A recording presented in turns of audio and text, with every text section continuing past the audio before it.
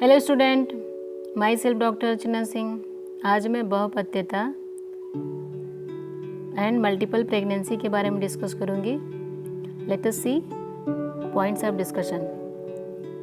बहुपत्यता के कारण युग्म गर्भ के सुख दुख आदि के समान असमान होने के कारण एंड यमल गर्भ में दोनों ही पुत्र या पुत्री होने का कारण और इसमें एक गर्भ के पुष्ट और एक गर्भ के दुर्बल होने के कारण एंड मल्टीपल प्रेगनेंसी के definition, twins varieties, diagnosis, complications and management. बहुपत्यता, तो बहुपत्यता का मतलब ये है कि अपत्य मीन्स संतान, बहु मीन्स अधिक, जहाँ एक से ज़्यादा संतान मतलब गर्भाशय में एक से अधिक गर्भ, मल्टीपल प्रेगनेंसी हो उसको बहुपत्यता कहते हैं। इसके कारण आचार्य चरक ने बताया है, भिन्नति यावद बहुधा प्रपन्न शुक्र आर्तोम वायुरति प्रवृद्ध। जो अत्यंत बढ़ी हुई वायु है शुक्रार्तो ये जो जाइगोट बन गया उसको यावत बहुधा जितने भागों में भिन्नति डिवाइड करती है, तावंत अपत्यानि यथा विभागम उतनी ही संतानें उत्पन्न होती है। कर्मात्मकम अन्यस्य वशात प्रसूते, ये है कर्मात्मकम, यह जो है पूर्व जन्म के कर्म के अनुसार ये कार्य होता है, इसमें स्त्री का अपना कोई वश नहीं है। आचार्य सुश्रुत ने बताया है, बीजे अंतर वायुना भिन्ने द्वौ जीवो कुक्षिमागते, कि ये है कि अंतर्गत वायु, जो अंतर्गत वायु है बीज जाइगोट को दो भागों में विभाजित कर देती है, इसलिए गर्भ में दो जीव की उत्पत्ति या दो जीव कुक्षी में आ जाते हैं। यमावित्यभिधीयते धर्म एतर पुरः शरो, तो ये जो यम की उत्पत्ति है वो धर्मेतर पुरः शरो अर्थात धर्म अधर्म जन यमज होते हैं। आचार्य टीकाकार डल्हड़ ने बताया है कि जो यमल की उत्पत्ति होती वह अधर्म से ही होती है। अष्टांग संग्रह अष्टांग हृदय ने बताया है कि वायु के द्वारा शुक्रार्तों का जितने खंडों में विभाग हो जाता है उतने ही अपत्य या संतान की उत्पत्ति होती है। आचार्य भेल ने वायु द्वारा कलल का विभाजन यमल गर्भ की उत्पत्ति का कारण बताया है। आचार्य हारित ने थोड़ा अलग बताया है, दोष एवं धातु के विशिष्ट प्रकार के संयोग से गर्भ में अंग प्रत्यंग का निर्माण संभव होता है। उन्होंने बताया है कि जब पति पत्नी भ्रांत चित्त होके संयोग करते हैं तो दोष धातु प्रभाव तथा भ्रांत चित्तता इन दोनों के ही से यमल गर्भ की उत्पत्ति होती है। अब यमल गर्भ या युग्म गर्भ में सुख दुख आदि समान होने का कारण, तो आचार्य काश्यप ने बताया कि एक नाभिज या प्लेसेंटल या यूनिओवुलर होने पर भी यमल पुत्रों की समानता एवं असमानताओं का वर्णन निम्न प्रकार से किया है। यमल गर्भों में आयु, सुख दुख, रोग आरोग्य, लक्षण, आकृति, वर्ण, अंग बल, प्रकृति आदि में समानता होती है, क्योंकि उनके जो वायु द्वारा विभाजन जो समान कर्म होते हैं, उनकी गर्भ की वृद्धि रसवाहा नाड़ियों जो समान होती है उसके द्वारा होती है, उनका जन्म एक समान होता है, गर्भाधान से लेकर संपूर्ण अंग वृद्धि समान होती है, जन्म से ही स्तन्य सेवन आदि तुल्य या समान होते हैं, इसीलिए ये सब चीज़ें समान होती हैं। परंतु दोनों के पृथक होने से, दोनों अलग अलग हैं, दो पृथक हैं, उनकी पोषण एवं विसर्जन मलमूत्र आदि का विसर्जन समान नहीं होता है। यमल गर्भ में दोनों पुत्र पुत्री होने के कारण, तो आचार्य चरक ने बताया है कि जो बीज को वायु दो भागों में विभक्त कर रही है, तो उसमें जो पुत्र या पुत्री का जन्म हो रहा है उसमें जिस भाग में बीज के जिस भाग में जिसकी अधिकता शुक्र आर्तों की अधिकता पर निर्भर करता है। बताया कि रक्तेन कन्याम अधिकेन पुत्रम शुक्रेण, कि जिस भाग में रक्त की अधिकता होगी वहाँ से कन्या और जिस भाग में शुक्र की अधिकता होगी वहाँ से पुत्र की उत्पत्ति होगी। तो ये है बीज जो है जाइगोट, उसका वायु द्वारा विभाजन हो गया, तो शुक्र की अधिकता होगी जिस भाग में वो पुत्र, जिसमें आर्तव की अधिकता होगी वो कन्या। और अगर वायु के विभाजन द्वारा दोनों में ही शुक्र की अधिकता है तो दो पुत्र, और दोनों में ही आर्तव की अधिकता है तो दो कन्या की उत्पत्ति होगी। यमल गर्भ में एक के पुष्ट एवं एक के दुर्बल होने के कारण के लिए बताया गया है कि जब वो कर्म के वशीभूत होकर वायु बीज को विषम अंश में, मतलब समान नहीं, अलग अलग अंशों में विषम में बांट देती है, विभाजन कर देती है। तो जब कुक्षी में गर्भ की वृद्धि होती है तो जो बड़े अंश से जिसका जो गर्भ उत्पन्न होता है वह बड़ा, और छोटे अंश से उत्पन्न गर्भ छोटा हो जाता है। Now will see the multiple pregnancy definition. When there is more than one fetus simultaneously develops in the uterus, जब एक से अधिक फीटस यूट्रस में डेवलप्ड होता है उसको मल्टीपल प्रेगनेंसी कहते हैं। जब एक साथ 2 फीटस डेवलप होते हैं तो ट्विन, एक साथ 3 फीटस डेवलप होते हैं तो ट्रिपलेट्स, एक साथ 4 फीटस डेवलप्ड होते हैं तो क्वाड्रुप्लेट्स, 5 है तो क्विंटुप्लेट्स एंड 6 है तो सेक्सुप्लेट्स। अब ये जो ट्विन्स हैं, ट्विन्स की 2 वेराइटीज़ हैं, जो जिसमें जो एक साथ 2 फीटस डेवलप हो रहे हैं ट्विन, उसकी 2 वेराइटी है, डाईजाइगोटिक एंड मोनोजाइगोटिक। तो dizygotic, di means 2, zygotic means zygote, जहाँ पे कि 2 जाइगोट है, मतलब 2 ओवा का 2 स्पर्म द्वारा फर्टिलाइजेशन हो के 2 जाइगोट बना, उससे 2 फीटस बने। मोनोजाइगोटिक मतलब जहाँ पे जाइगोट एक, मोनो मीन्स एक, सिंगल जाइगोट है, तो वहाँ पे क्या है, सिंगल ओवम का फर्टिलाइजेशन सिंगल स्पर्म के द्वारा होके एक जाइगोट बना, फिर उस जाइगोट का डिवीजन होके उससे फर्दर 2 फीटस का डेवलपमेंट हुआ। नाउ द डाईजाइगोटिक या फ्रैटर्नल या बाइनोवुलर ट्विन्स, तो यहाँ पे वही है कि 2 ओवा का 2 स्पर्म के द्वारा फर्टिलाइजेशन होके 2 जाइगोट बन जाता है। इसमें इम्प्लांटेशन एंड डेवलपमेंट जो होता है फर्दर, वो जो सिंगल फर्टिलाइज्ड ओवम जो एक फीटस होता है उसके ही ऑलमोस्ट इक्वल होता है, इसमें ज़्यादा बहुत ज़्यादा डिफरेंस नहीं होता है। जो बेबीज़ होते हैं उनमें फ्रैटर्नल रिजेम्बलेंस होता है, मतलब जैसे अगर 2 अलग अलग प्रेगनेंसी के भाई बहन हो या 2 भाई हो या बहन हो, उनके में जो समानता होगी वहीं बस होती है।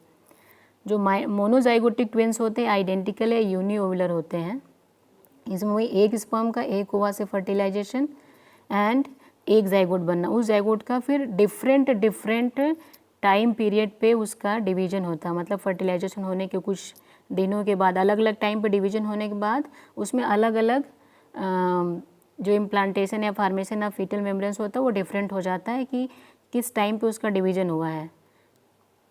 तो ये है आपका फ्रैटर्नल, जहाँ पे कि 2 स्पर्म से 2 ओवा का फर्टिलाइजेशन होकर 2 जाइगोट बन रहा है। और ये आइडेंटिकल ट्विन्स होते हैं जहाँ पे कि मोनोजाइगोटिक, जहाँ पे एक स्पर्म से एक ओवा का फर्टिलाइजेशन होने के बाद एक जाइगोट बनने से बाद में उसका डिवीजन होके 2 फीटस बन जाते हैं। जो मोनोजाइगोटिक ट्विन्स है, इसका जैसे बताया कि अलग अलग टाइम पे जब उसका डिवीजन होता है तो उसमें कैसे, इसमें फर्स्ट होता है डाई एमनियोटिक डाईकोरियानिक, जबकि 72 आवर्स मतलब within 3 days of fertilization अगर डिवीजन हो रहा है, जबकि मारुला स्टेज है उसके पहले ही, तब उसमें एम्ब्रियो में 2 सेपरेट प्लेसेंटा, 2 कोरियन 2 एमनियंस बन जाते हैं, वो बोलते हैं डाई एमनियोटिक डाईकोरियानिक, 2 एमनियन 2 कोरियन। अब दूसरा इसमें होता है डाई एमनियोटिक मोनोकोरियानिक, मतलब 2 एमनियन 1 कोरियन। तो जब डिवीजन 4 से 8 दिन, जो फर्टिलाइजेशन होने के 4 से 8 दिन के बाद अगर डिवीजन हो रहा है, जबकि इनर सेल मास बनने के बाद, तब इसको बोलते हैं कि डाई एमनियोटिक मोनोकोरियानिक, क्योंकि ऑलरेडी उसमें एक कोरियन बन चुका है। अगेन नेक्स्ट है मोनो एमनियोटिक मोनोकोरियानिक ट्विन्स, जब 8 दिन के बाद, फर्टिलाइजेशन के 8 दिन के बाद डिवीजन होता है, जहाँ पे कि एमनियोटिक कैविटी पहले से ही बन चुका है, तब वहाँ पे मोनो एमनियोटिक मोनोकोरियानिक टाइप के ट्विन्स होते हैं। एक नेक्स्ट होता है कंजॉइंट ट्विन्स, कंजॉइंट मतलब जो जुड़े हुए बच्चे रहते हैं, तो एक्सट्रीमली रेयर केजन में होता है ये जबकि आफ्टर 2 वीक्स ऑफ डेवलपमेंट, जब फर्टिलाइजेशन 2 वीक के बाद अगर डिवीजन हो रहा है, जबकि एम्ब्रियोनिक डिस्क का फॉर्मेशन हो चुका है, तो उसको बोलते हैं कंजॉइंट ट्विन्स।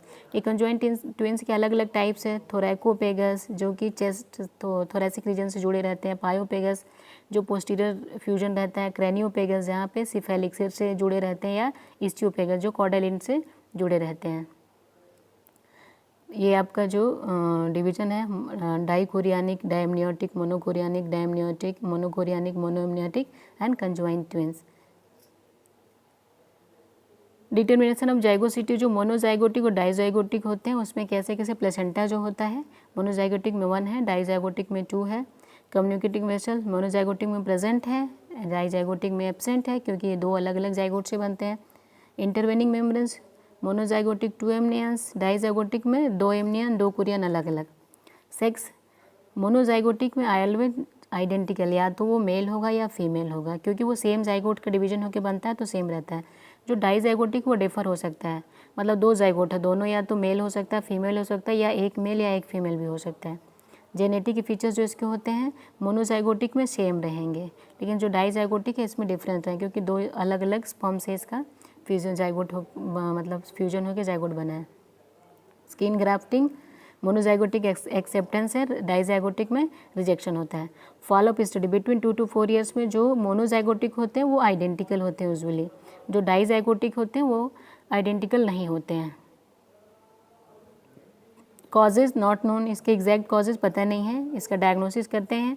डायग्नोसिस करने के लिए हिस्ट्री, इसमें mostly history of ovulation induction drugs, जहाँ पे इनफर्टिलिटी के ट्रीटमेंट के लिए ओवुलेशन इंडक्शन ड्रग्स देते हैं, उसमें ओवुलेशन इंडक्शन से क्या होता है कि या तो एक ही साइकिल में एक से ज़्यादा ओवम रिलीज़ हो जाते हैं, या फिर ART असिस्टेड रिप्रोडक्टिव टेक्निक्स में जहाँ पे जो मतलब ड्रग्स वगैरह यूज होते हैं उस केस में मिलता है, या तो जहाँ पे फैमिली हिस्ट्री ही ट्विनिंग, जहाँ पे कि फैमिली में किसी और को भी ट्विन हो, इस टाइप का मिल रहा है। सिम्टम्स जो माइनर एलिमेंट्स होते हैं नॉर्मल प्रेगनेंसी के वो एग्जैगरेटेड मिलते हैं ट्विनिंग में, ट्विन प्रेगनेंसी में, जैसे नाउजिया वोमिटिंग जो नॉर्मल प्रेगनेंसी अर्ली मंथ्स में मिलते हैं वो इंक्रीज मिलेगा इसमें। Cardio respiratory embarrassment, palpitation, shortness of the breath, tendency of the swelling of the leg, varicose vein, haemorrhoids, ये सब मिलते हैं। Unusual rate of the abdominal enlargement, क्योंकि इसमें 2 बच्चे रहते हैं इसलिए बहुत ज़्यादा, and excessive fetal movement. General examination, more anaemia, unusual weight gain and evidence of the pre eclampsia. Abdominal examination में जो मिलता है बैरल शेप्ड एब्डोमेन मिलता है, एंड एब्डोमेन जो मिलता है वो अंडली इनलार्ज मिलता है, एंड जबकि नॉर्मल प्रेगनेंसी में एब्डोमेन इलोंगेटेड होता है। फंडल हाइट, जब फंडल एग्जामिनेशन करेंगे तो उसकी जो हाइट होती है जो नॉर्मल पीरियड ऑफ एमेनोरिया उससे बहुत ज़्यादा मिलती है। पाल्पिटेशन में टू मेनी फीटल पार्ट्स, क्योंकि कई फीटस रहते हैं तो कई फीटल पार्ट्स इसमें पाल्पिटेट होते हैं। फिर इसमें 2 डिस्टिंक्ट FHS मिलेगा, और दोनों FHS में एटलीस्ट 10 बीट्स पर मिनट का डिफरेंस रहता है। इन्वेस्टिगेशन USG डायग्नोस करने के लिए confirm diagnosis by the USG, and इसमें क्या होता है अर्लीस्ट 10th वीक तक कंफर्म डायग्नोसिस हो जाती है, एंड USG से viability of the fetuses, expected date of delivery, amniotic fluid volume, fetal anomalies, presentation, lie, placenta का लोकेशन, फीटल ग्रोथ मॉनिटरिंग, ये इसके लिए एवरी 3 to 4 वीक्स इंटरवल पे अल्ट्रासोनोग्राफी कराना, जिससे कि IUGR वगैरह ना हो या उसका अर्ली डिटेक्शन हो सके। Twin transfusion and chorionicity. Complication, now we'll see the complication of the mother and fetus. Maternal complication during pregnancy and during labor and during puerperium. तो during pregnancy में there may be increased nausea and vomiting. Anemia will be more, preeclampsia, hydramnios, antepartum hemorrhage, malpresentation, preterm labor, and there will be the mechanical distress. Mechanical distress like palpitation, dyspnea, varicosities, etc. due to the twin pregnancy. And during labor there is chances of the early rupture of the membrane and cord prolapse. There will be the prolonged labor, increased operative interference because of the twin pregnancy. या तो फिर जो normal vaginal delivery वहाँ पे भी instrumentation use करना पड़ जाता है, अदरवाइज सिजेरियन सेक्शन मतलब ऑपरेटिव जो होते हैं यहाँ there is the increase chance. Intrapartum bleeding, postpartum hemorrhage will be the more. During puerperium there is the increased incidence of the infection, सब involution, जो यूट्रस एंड अदर पार्ट्स हो वो involute properly नहीं होते हैं. एंड देयर में भी the lactation failure. Lactation failure को तो बाई ड्रग्स या बाई अलग बाद में न्यूट्रिशन से उसको करेक्ट कर सकते हैं. Fetal complication, increase rate of the miscarriage and increase perinatal mortality. Preterm birth, fetal anomalies, locked twins एक दूसरे में लॉक हो जाते हैं. डिस्कॉर्डेंट ग्रोथ, मतलब एक ट्विन की अच्छी ग्रोथ हो रही है एक की कम होती है. IUD of the one foetus, दोनों में से कोई एक बच्चा की डेथ हो जाती है. Twin transfusion syndrome and cord prolapse will be there. Then the antenatal management, actually PPH में 9 मंथ तक प्रेगनेंसी कैरी करना बहुत ही थोड़ा मुश्किल होता है. तो अगर एंटीनेटल उसको प्रॉपर मैनेज करेंगे, प्रॉपर एडवाइस देंगे तो ये 9 मंथ तक ईजिली जा सकता है। तो उसकी जो डाइट होगी, इंक्रीज डाइटरी सप्लीमेंट जो नॉर्मल सिंगल प्रेगनेंसी में देते हैं उससे at least 300 kilo calorie per day extra diet देना है एंड प्रोटीन भी ज़्यादा देना है।